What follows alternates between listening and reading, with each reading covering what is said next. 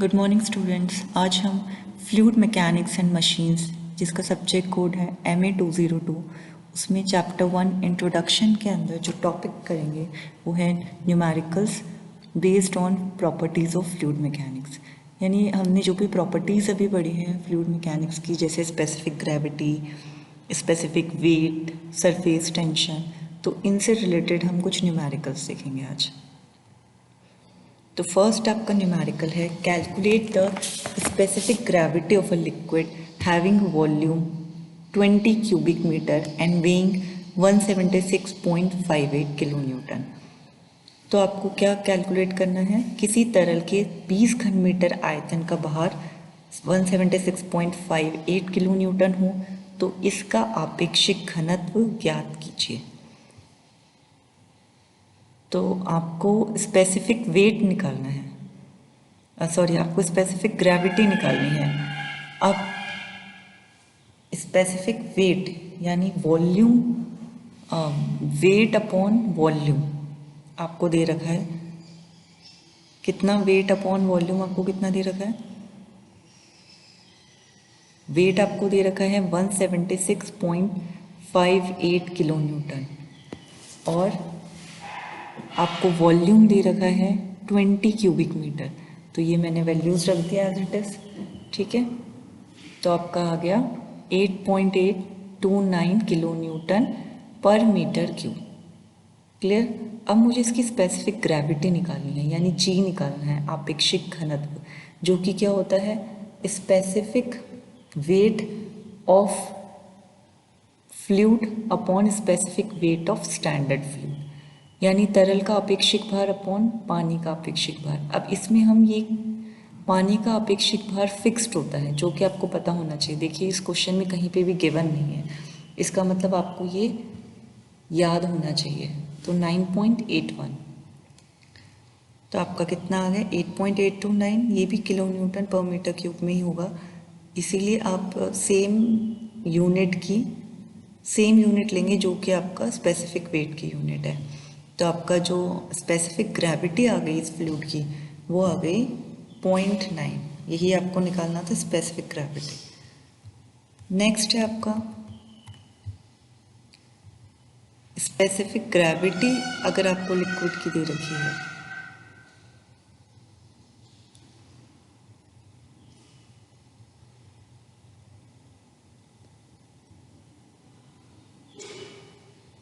तो next question में क्या है? अगर आपको स्पेसिफिक ग्रेविटी लिक्विड की दे रखी है 0.82, तो हमें वेट कैलकुलेट करना है लिक्विड का 2.5 लीटर वेट, 2.5 लीटर वॉल्यूम दे रखा है। Specific gravity of a liquid is given और हमें वेट लिक्विड का फाइंड करना है। तो आप क्या करेंगे? देखिए स्पेसिफिक ग्रेविटी क्या होती है?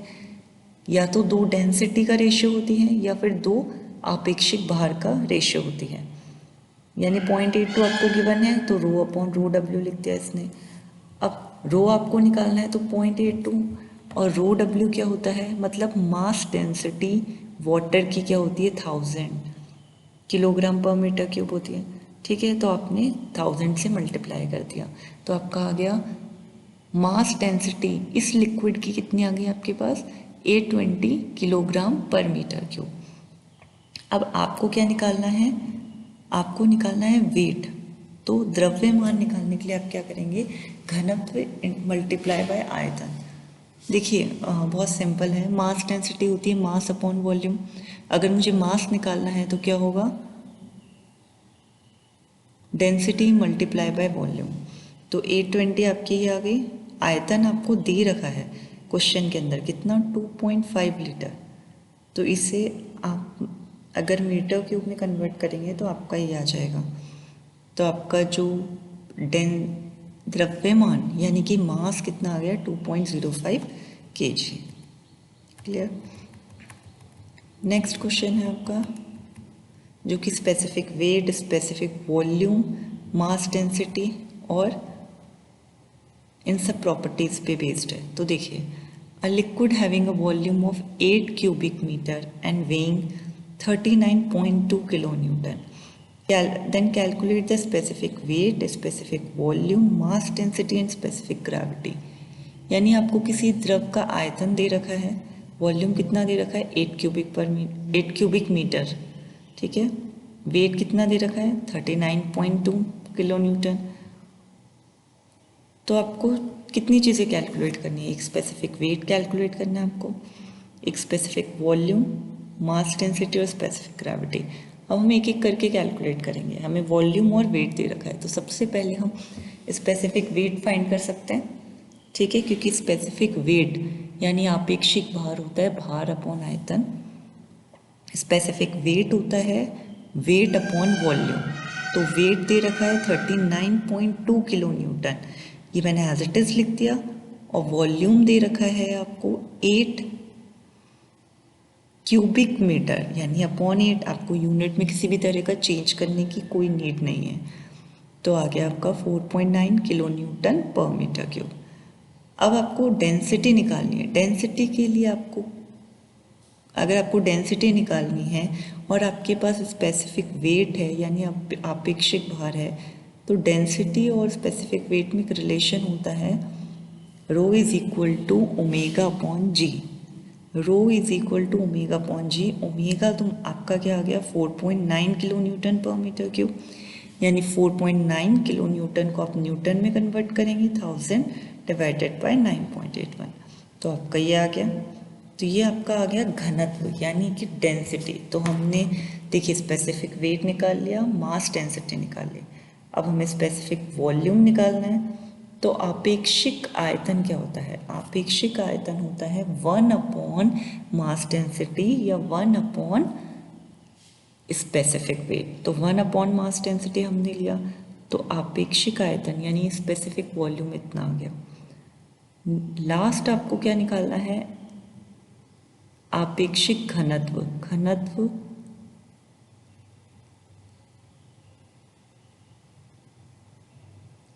डेंसिटी निकालनी है आपको, आपेक्षिक घनत्व। तो उसके लिए आप क्या करेंगे, द्रव का आपेक्षिक भार और पानी का आपेक्षिक भार, ठीक है।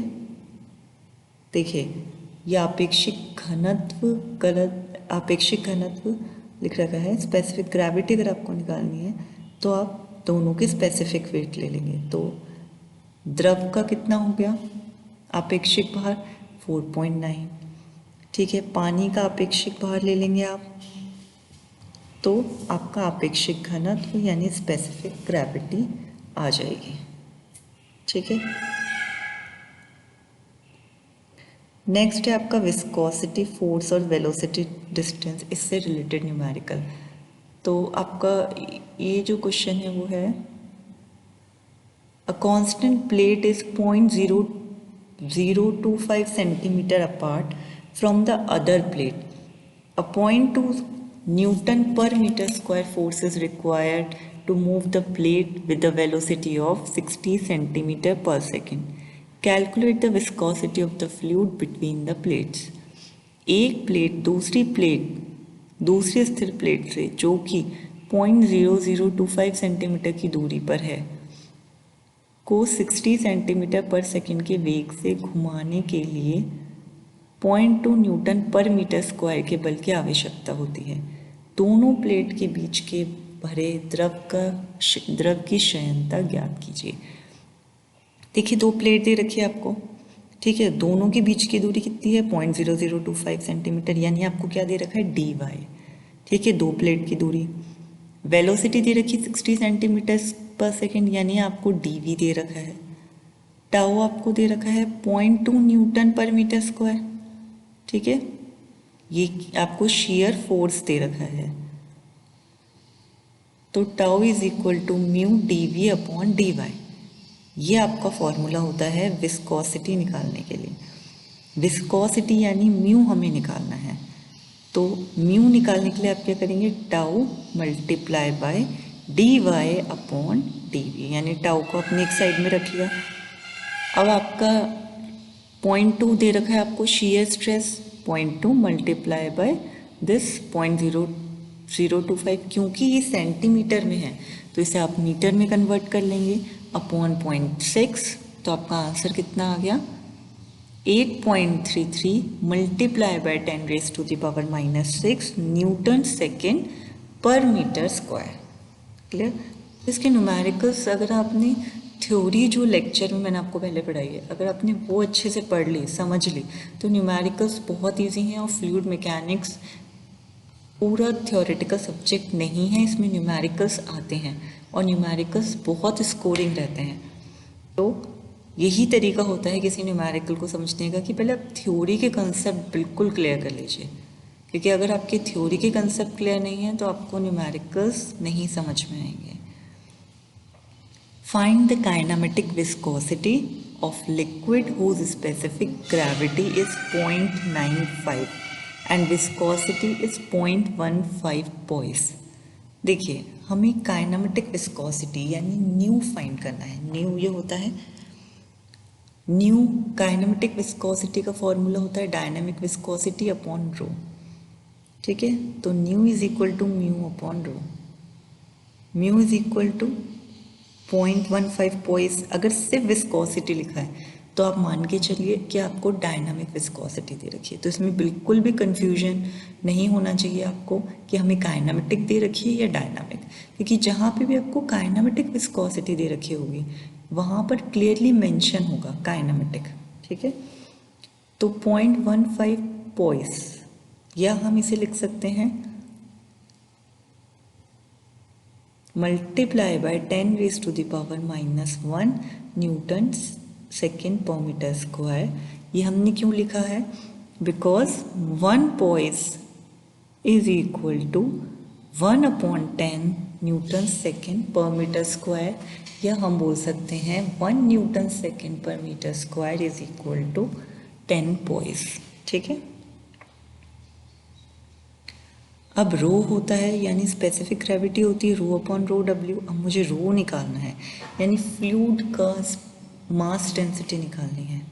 तो स्पेसिफिक ग्रेविटी 0.95 दे रखी है, मल्टीप्लाई बाय किसकी मास डेंसिटी लिखी है मैंने? वाटर की, जो कि 1000 होती है, 1000 kilogram per metre cube, is equal to 950 kilogram per metre cube. तो ये आपका हो गया density of the fluid. Mu क्या होता है? रो, म्यू होता है न्यू होता है म्यू अपॉन रो।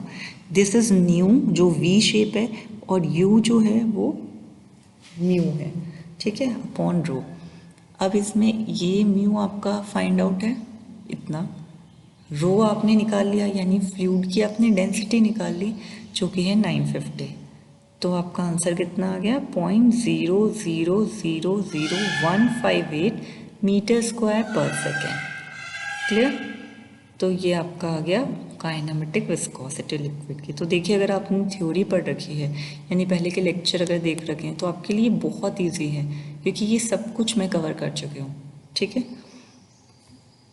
कोई भी सब्जेक्ट अगर आप स्टार्टिंग से पढ़ेंगे तो आपको बिल्कुल दिक्कत नहीं होगी। अभी आपका ये जो टाइम चल रहा है इसमें आपको घर पे बहुत टाइम मिल रहा है, तो थॉरोली लेक्चर की वीडियोस देखिए, समझिए और न्यूमेरिकल्स प्रैक्टिस कीजिए, क्योंकि आगे आने वाला सेशन बहुत टफ होगा आपके लिए, क्योंकि ये जो लेक्चर्स हम यहाँ कवर करा रहे हैं ये आपका सिलेबस कवर हो रहा है बेसिकली। तो आते ही हो सकता है आपके टेस्ट हो जाएं या आगे की सिचुएशन पर डिपेंड करेगा, बट ये टॉपिक हमारे ये कवर्ड है। तो आप ये मत सोचिए कि टॉपिक हम बाद में कराएंगे तब करेंगे, साथ साथ करिए। कोई डाउट है तो आप व्हाट्सएप ग्रुप पे पूछिए, मुझे मेल करके आप डाउट पूछ सकते हैं, जैसे भी आपको ठीक लगता है या आपके पास जैसी भी सुविधा है उसके अकॉर्डिंग। अब नेक्स्ट क्वेश्चन है हमारा, the specific gravity of water, यानी वाटर की स्पेसिफिक ग्रेविटी दे रखी है यहाँ पे 0.998 और उसकी विस्कोसिटी दे रखी है 0.1008। तो काइनेमेटिक विस्कोसिटी हमें निकालनी है। ठीक है, देखिए म्यू दे रखा है आपको इतना, विस्कोसिटी, वाटर की स्पेसिफिक ग्रेविटी दे रखी है, तो आप वाटर की मास डेंसिटी निकाल सकते हैं बिल्कुल। 0.998 यानी स्पेसिफिक ग्रेविटी मल्टीप्लाई बाय जो वाटर का स्पेसिफिक वेट है। स्टैंडर्ड फ्लूइड हम वाटर ले रहे हैं। ठीक है, तो ये आप में इधर आपको कंफ्यूज नहीं होना है, जी लिख रखा है, ये बेसिकली जी का फॉर्मूला है स्पेसिफिक ग्रेविटी का, जो कि होता है आपका रो अपॉन रो डब्ल्यू। ठीक है, तो इससे आपका आ गया 998 किलोग्राम पर मीटर क्यूब। अब आपको क्या निकालना है, विस्कोसिटी, सॉरी आपको निकालना है काइनेमेटिक विस्कोसिटी। तो वो क्या होगी आपकी, ये देखिए क्वेश्चन में आपको क्या फाइंड करना है, काइनेमेटिक विस्कोसिटी। तो काइनेमेटिक विस्कोसिटी आपकी होगी, जिसे कि हम म्यू से डिनोट करते हैं, म्यू अपॉन रो। तो म्यू कितना गिवन है, 0.1008 अपॉन 998, रो हमने फाइंड किया, तो हमारा आ गया mu 1.01 multiply by 10⁻⁻⁴ metre square per second. ठीक है, नेक्स्ट है आपका resistance offered by brush viscosity thickness. मतलब अगेन ये जो हमारा क्वेश्चन है विस्कोसिटी पे बेस्ड हो गया कहीं ना कहीं। तो a wall is to be painted, a wall is to be painted by a brush having width 12 centimeter and 2.5 centimeter thick edges. Viscosity of the paint is 100 Newton second per meter square. Calculate the resistance offered by a brush to move it with a velocity of 0.8 meter per second. Thickness of paint is 0.005 meter. तो देखिए आपको इसमें एक wall, एक दीवार दे रखी है जिसे हम एक ब्रश से पेंट कर रहे हैं। ठीक है, उस दीवार के को हम जिस ब्रश से पेंट कर रहे हैं उस ब्रश की हमें विड्थ और थिक एजेस की डायमेंशन दे रखी है। जिस लिक्विड को हम पेंट कर रहे हैं उसकी विस्कोसिटी दे रखी है। अब हमें क्या निकालना है कि कितना रेजिस्टेंस वो ब्रश ऑफर कर रहा है to move it with the velocity of this. अब हम किसी वॉल को पेंट करते हैं तो ब्रश को मूव करते हैं, अब जब मुझे किसी वेलोसिटी से मूव कर रहे हैं तो बेसिकली वो ब्रश कितना प्रतिरोध उत्पन्न कर रहा है हमें निकालना है। पेंट की थिकनेस आपको दे रखी है 0.005 मीटर। देखिए mu viscosity is given 100 Newton second per metre square. ठीक है, डीवी क्या है, वेलोसिटी जो आपको दे रखी है 0.8 मीटर पर सेकेंड। एक गिवन डेटा मैं लिख रही हूँ। डी वाई यानी कि थिकनेस, आप डी वाई आप कह सकते हैं बेसिकली पेंट की थिकनेस कितनी दे रखी है, लिक्विड की बात हो रही है यहाँ पे। ठीक है, तो वो आपको दे रखी है 0.005 मीटर। तो एरिया कितना हो गया बेसिकली 0.12 हमने क्यों लिया, क्योंकि विड्थ हमें जो ब्रश की दे रखी है वो 12 सेंटीमीटर ले रखी है, तो हमने इसे मीटर में कन्वर्ट करके और 2.5 सेंटीमीटर थिकनेस को भी मीटर में कन्वर्ट करके ब्रश का एरिया निकाल लिया। पेंट ब्रश का एरिया हो गया this 3 multiply by 10⁻⁻³ metre square. अब विस्कोसिटी यानी क्षयनता का जो फॉर्मूला है वो है tau is equal to mu dv by dy। ठीक है, अब टाउ क्या होता है, स्ट्रेस फोर्स अपॉन एरिया। पर यहाँ पे फोर्स क्या है, ब्रश से हम जब दीवार को पेंट कर रहे हैं तो ब्रश जो प्रतिरोध उत्पन्न कर रहा है दीवार पे, ठीक है, यानी अपोजिंग फोर्स लगा रहा है, यानी आर अपॉन एरिया। ठीक है, तो R upon A is equal to mu dv upon dy। R हो गया बेसिकली दिस, तो ये आपका हो गया 100 मल्टीप्लाई बाय dv कितना है, वेलोसिटी, वेलोसिटी है आपकी 0.8 विद द वेलोसिटी। ठीक है, और dy आपका कितना है, यानी कि थिकनेस दे रखी है पेंट की 0.005 multiply by 3 multiply bye 10⁻³ -3 multiply bye 10, ये एरिया हो गया आपका। ठीक है, ये एग्जैक्टली हम यही फॉर्मूला ले रहे हैं। ठीक है, इसमें हमें क्या निकालना है, आर, तो आर को यहाँ रखिए, बाकी सारी वैल्यूज हमने यहाँ रख ली। देखिए सब कुछ गिवन है, तो बेसिकली ना आपका आर आ गया 48 न्यूटन, जो कि हमें निकालना था कि कितना रेजिस्टेंस ऑफर हो रहा है ब्रश के द्वारा। ठीक है, देखिए तो क्वेश्चन न्यूमेरिकल करने का एक ये तरीका बहुत अच्छा है कि सबसे पहले आपको क्वेश्चन में जो जो गिवन है, जैसे कि मुझे म्यू दे रखा है, डी वी दे रखा है, डी वाई दे रखा है, ए दे रखा है, वो सब निकाल लीजिए।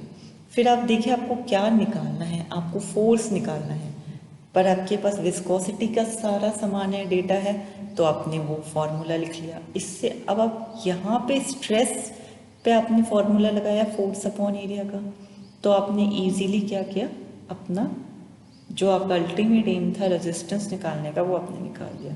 तो न्यूमेरिकल्स इस तरीके से करना बहुत इजी हो जाता है जब आपको गिवन डेटा पता हो, आपको क्या निकालना है ये पता हो, और फॉर्मूला कौन सा किस सब्जेक्ट मतलब किस टॉपिक से ये न्यूमेरिकल उठाया है वो आपको क्लियर हो जाए। तो हमारा अब जो नेक्स्ट न्यूमेरिकल है वो है कैपिलरी राइज का। देखिए, अ capillary tube having an inner diameter 6 mm is dipped in water. Determine the height of water which will rise in the tube. Given T is equal to 0.94 Newton per meter and alpha is equal to 60 degree with the horizontal. तो एक केशिका नली की अंतः व्यास 6 mm है, इसको पानी में डुबोई गई है, नली में चढ़े पानी की ऊंचाई ज्ञात कीजिए, जबकि दिया है t is equal to this and क्षैतिज से alpha is equal to 60 degree. तो आपको बेसिकली इसमें क्या गिवन क्या है, देखिए आपको डायमीटर गिवन है उस ट्यूब का जो कि आप पानी में डिप कर रहे हैं, आपको t गिवन है, थीटा गिवन है। ठीक है, अब आपको जो थीटा गिवन है वो है क्षैतिज से, पर अगर आप देखें वो डायग्राम आप एक बार देख लीजिएगा, ऐसे इस तरीके से बनता है, वो ऐसे एंगल बनता है। तो यानी मुझे वर्टिकल एंगल चाहिए, तो अगर मुझे ये वाला एंगल दे रखा है और मुझे ये वाला एंगल चाहिए तो कैसे निकालेंगे, ये पूरा 90 डिग्री हो गया। ठीक है, 90 माइनस कितना 60, तो 30 डिग्री हो गया। क्लियर। पानी का अपेक्षित भार, क्योंकि आप जिस लिक्विड में इमर्स कर रहे हैं यानी ट्यूब को डाल रहे हैं वो क्या है, वाटर, तो वाटर का अपेक्षित भार कितना होता है 9.81 kilo newton per metre cube, यानी स्पेसिफिक वेट। अब आपको क्या निकालनी है, हाइट निकालनी, कैपिलरी राइज निकालना है। हाइट निकालने के लिए आप क्या करेंगे, आपका फॉर्मूला होता है 4t cos theta upon omega D. T कितना है, टी आपको 0.94 दे रखा है, तो क्लियरली आप वो लिख सकते हैं कॉस थीटा। यहाँ पे थीटा होता है जो वर्टिकल के साथ एंगल बनता है, हॉरिजॉन्टल के साथ जो एंगल बनता है वो नहीं होता, इसलिए हमने 90 माइनस 60 किया, तो कॉस 30 मल्टीप्लाई बाय 1000, ठीक है, अपॉन ओमेगा